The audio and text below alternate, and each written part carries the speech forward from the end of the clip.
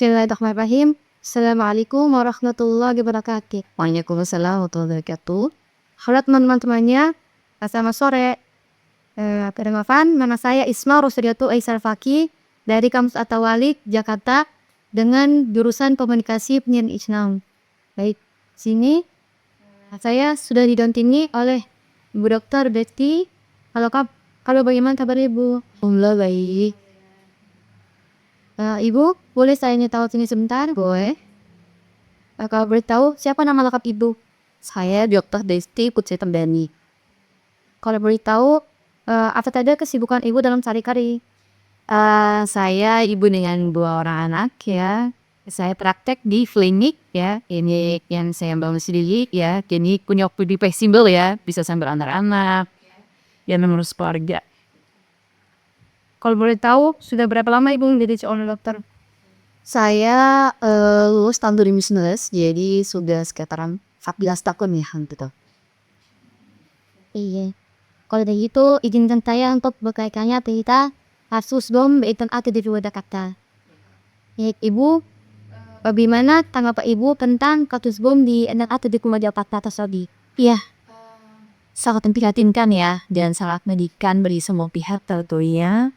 Kasus bom ini karena kasus yang pertama kali ini di Amerika ada seorang anak di bawah umur ya, masih umur di bawah 18 tahun bukan ya, kelas 12 gitu, yang seharusnya tidak dipikir ya untuk membuat bom sendiri, merakit bom sendiri, dan bahkan mencelakai banyak orang sampai puluhan orang harus masuk rumah sakit gitu ya. Dan hal ini harus bisa menjadi pelajaran ke depannya bagi keluarga, sekolah, masyarakat, dan negara nantinya agar tidak terjadi seperti ini. Nah ya, selanjutnya, menurut Ibu, apa penyebab anak muda bisa terlibat dalam hal seperti itu? Ya, anak muda itu secara medis itu memiliki tenaga lebih besar ya. Kemudian dia secara psikologis juga memiliki kegalauan ya, memiliki mood yang berubah-ubah gitu ya. Jadi memang tenaga yang besar dan psikologis yang masih berubah-ubah ini mencerita diri ini harusnya bisa dialihkan ke arah yang positif gitu ya. Jadi emosi yang meledak-ledak ya, kemudian rasa dendam ya meningkat gitu ya, harusnya bisa dialihkan dengan hal yang positif. Kemudian tingkat akademis itu harus sejajar dengan tingkat adab. Jadi kalau dilihat kan ini berarti dia anak yang pintar ya, bisa terpikir untuk merakit ya, walaupun memang terinspirasi dari tontonan ya. Nah, itu harusnya dengan kepintarannya ini dia bisa menggunakannya dengan hal yang baik, cara yang baik terusnya. Tidak menjadi cara untuk dendam atau membalas dendam dari satu ya. Itu selanjutnya, bagaimana sih cara kita sebagai masyarakat atau orang tua dalam mencegah kejadian seperti itu? Ya, banyak hal yang harus dibenahi ya. Yang pertama dari diri sendiri. Kita sebagai Gen Z pertama ya, atau sebagai manusia semuanya itu harus mengetahui jati diri kita. Karena ya, kita ini di dunia ini tujuan untuk apa? Dari mana mau ngapain di dunia ini dan mau kemana nantinya, harus jelas tujuan hidupnya. Kemudian harus tahu bagaimana sikap kita, sifat kita gitu ya, sifat kita. Jadi mengenali diri kita itu seperti apa sebetulnya ya. Sehingga kita bisa mengelola bagaimana seharusnya. Misalnya diri kita ini orangnya kesengingan, kemudian dendaman. Nah, berarti harus memiliki sempat memaafkan untuk menghilangkannya itu. Dan kemudian kita harus menyibukkan dengan hal-hal yang positif sehingga bisa mengelola stresor atau stres itu dengan hal yang positif. Misalnya kalian kan anak-anak muda ini masih banyak energinya ya. Banyak kesibukan ya, terbanyak kesibukan misalnya dengan berolahraga, kemudian dengan kreativitas yang baik-baik gitu ya. Dan kemudian tentunya dari pihak keluarga harus bisa menjadi pilar atau rumah utama yang bisa memeluk anak-anak nih.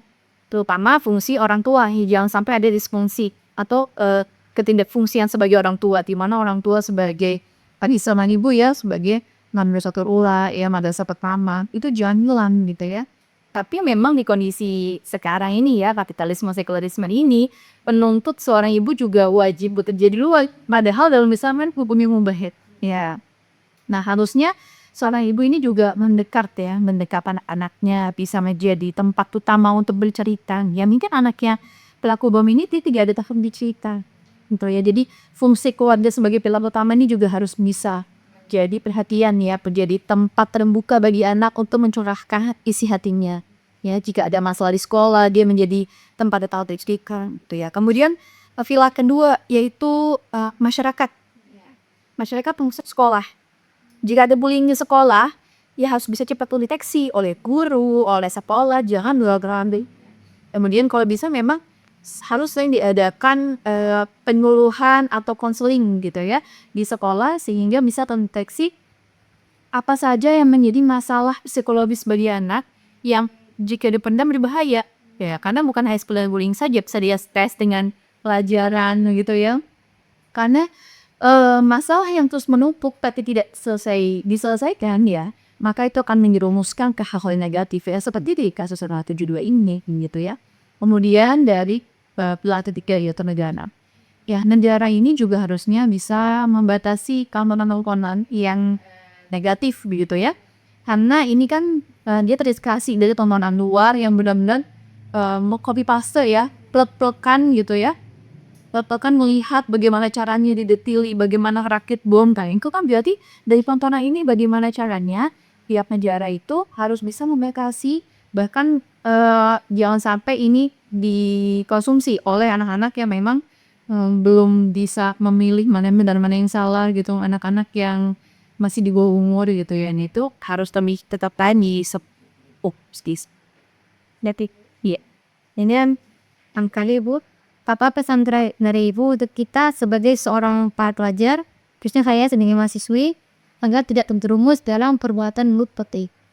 Ya, yang pertama tentunya sebagai muslim ya harus mendekatkan diri kepada Allah. Ibrahim atau hubungan dengan Allahnya, hablum minallahnya itu harus diperkuat anji sehingga ada rasa takutnya.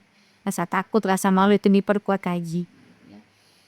Dan banyak cara juga ya dengan mengikuti kajian-kajian ya, memperbanyak sampah Islam, memperbanyak ilmu bagaimana mengelola emosi dengan baik dari sisi medis bagaimana, dari sisi psikologis bagaimana, dari sisi Islam bagaimana. Nah, itu harus sering diaktifkan lagi ya, aktif diikuti hal-hal tersebut. Dan juga tambahannya ya di sekolah-sekolah juga memang kan ada rohis ya. Nah, rohis itu di situ harusnya diperbanyak juga bagaimana mengelola emosi stres gitu ya, yang sering melanda anak-anak generasi strawberry ini yang melihat dan mengelola bagus enten di dalamnya interaku ya. Nah, itu harus diperbaikan begitu ya. Nah, orang tua juga ya harus belajar juga bagaimana menjadi orang-orang yang baik gitu ya. Kemudian harus peka juga terhadap anak dia lah ada masalah ya, guru juga harus peka gitu.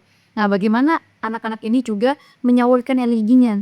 Balik kan lagi produktif-produktifnya ya, lagi banyak energinya.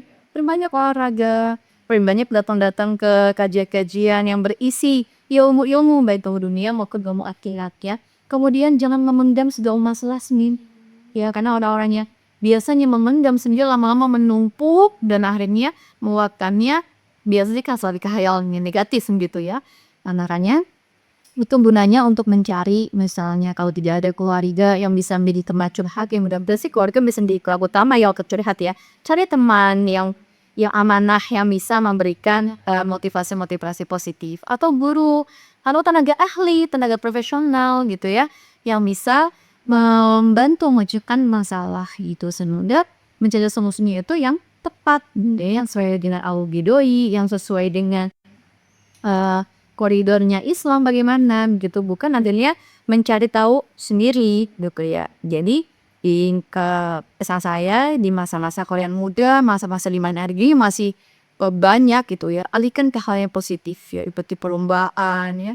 Pokoknya mumpung nih kalian masih muda, perbanyak ilmu ya, perbanyak kegiatan yang nantinya ketika sudah berumah tangga, kalian sudah siap ya, sudah siap untuk mendidik generasi-generasi generasi melahirkan generasi pemimpin kada bangsa. Iya. Baik ibu, terima kasih banyak ibu atas sarannya, atas motivasinya ya. Semoga menjadi manfaat dan kedepannya bisa menjadi pribadi yang membizan.